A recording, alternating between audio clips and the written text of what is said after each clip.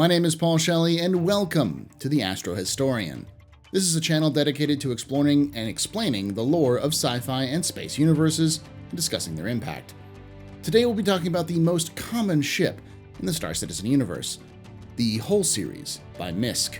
But before we get started, I want to thank y'all for your continued support. We have over 17,000 subscribers and rising. So if this is the second time you've watched one of my videos, make sure to hit that subscribe button and the bell icon to be notified when these are released. If you still haven't gotten Star Citizen, think about using my referral code on screen now for 5,000 extra UEC when you get the game. With that being said, let's learn about the reliable and flexible ship that single-handedly saved the shipping industry in the UEE. The history of the Hull series is the history of MISC itself. Formed from a merger of Musashi Lifestyle Design Unit and Hato Electronics Corporation in 2805, Musashi Industrial and Starflight Concern, or MISC, was created with one purpose alone: to solve the cargo crisis of the 29th century. With the toppling of the Mezzers in the late 28th century, many starship and parts companies collapsed due to their close ties with the now deposed family dynasty. The result was a shocking lack of usable cargo transports. It was so bad that mothballed capital ships like the Idris frigate were being sold as converted cargo haulers.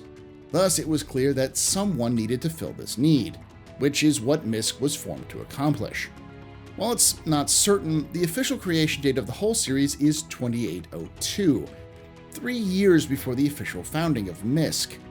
There's also a reference to the Hull C being built in 2808, which is a time discrepancy.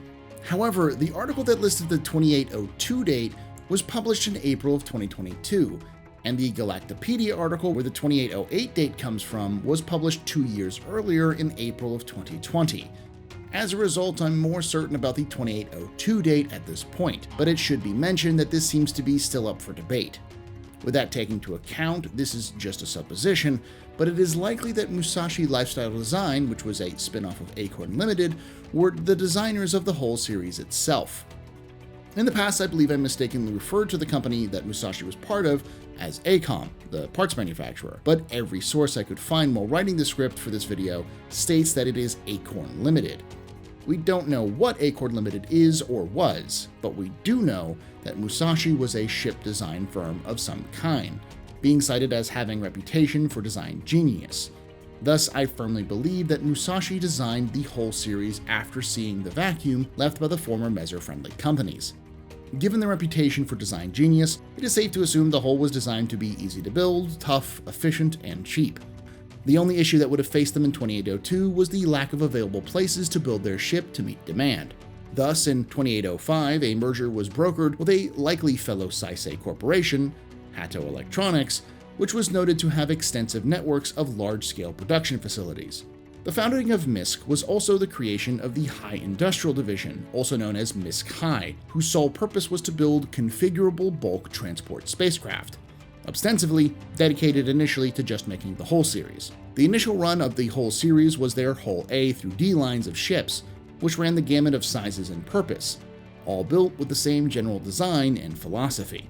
The secret to the line was its fold-away spindles. At the center of every hull, between the crew cabin and the engines, a large collapsible spindle rig was housed, which could extend to carry cargo crates on its exterior plates.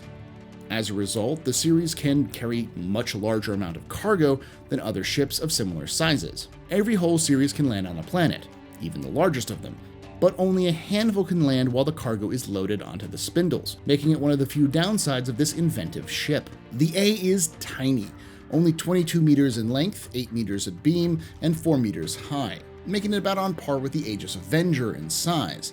It has limited defensive capabilities and is slower and less maneuverable than other ships of its size, but carries a stunning 64 SCU, beating out its nearest competition in its range by a massive amount. Its main purpose was to be used as a short-range space-to-surface transport, being one of the only of the series to be able to land while fully laden with cargo. The next largest is the Hull B. This ship is double the size of the A, but holds 6 times that of its smaller sibling.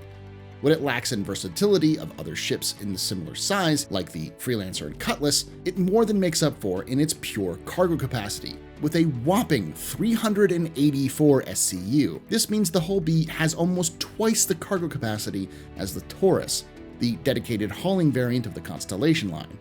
The ship is even capable of landing while loaded, though it's unknown just how capable it is at this time. The Hull C is known as the standard bearer of the Hull series. Like all hulls, it is slow and cumbersome compared to other ships of its size, but even compared to the hauling ships built after it, nothing comes even close to the over 4,000 SCU this ship can haul. To put that in comparison, its nearest competitors for size are the Caterpillar and the C2, which carry 576 and 696 SCU respectively. It is seen as the middle ground between the massive freight haulers and personal cargo ships, but requires extensive support ships to load and unload. This means the ship needs extensive support to operate, but with its load capacity, any freight business doesn't need many Hull Cs to be a successful business. The Hull D is the largest of the original Hull series. It is seen as a true freighter and typically used by mid-sized to large corporations, often as the flagship for mercantile groups. It also sports more defensive turrets than its smaller siblings, making modified versions of the Hull D the primary freighter for the UE military's Starlift Command. It is a capital class in terms of its sheer size, around the same size as the Idris and 890 Jump, and can haul a jaw-dropping 20,736 SCU of cargo. The initial Hull line was so successful, it fundamentally changed interstellar freight. The desperate rebuilding of the UEE after the disastrous measures was reorganized around the Hull series. New stations were built and older stations were retrofitted around supporting the Hull series. Standardization of dockyards and the cargo process around the UEE centered on the hulls. Over a dozen new companies were founded or shifted focus to support the Hull series. The most notable is the creation of the Multi-Purpose Utility Vehicle by Argo, which was designed around loading and unloading the hulls at stations and ports, but it should be noted it was also an update to the old OUC, or Orbital Utility Craft, built sometime earlier. By 2820, MISC had been so successful with the Hull series that they decided to one-up themselves, launching the Hull E. MISC calls this the UEE's first super freighter. It is so large and expensive to operate that only the largest of the multistellar corporations can afford one. It also has the largest cargo capacity of any ship in the UEE, with over 98,000 SCU of capacity. However, because of its sheer size, almost twice that of the Hull D, it is incredibly slow and lacks significant maneuverability.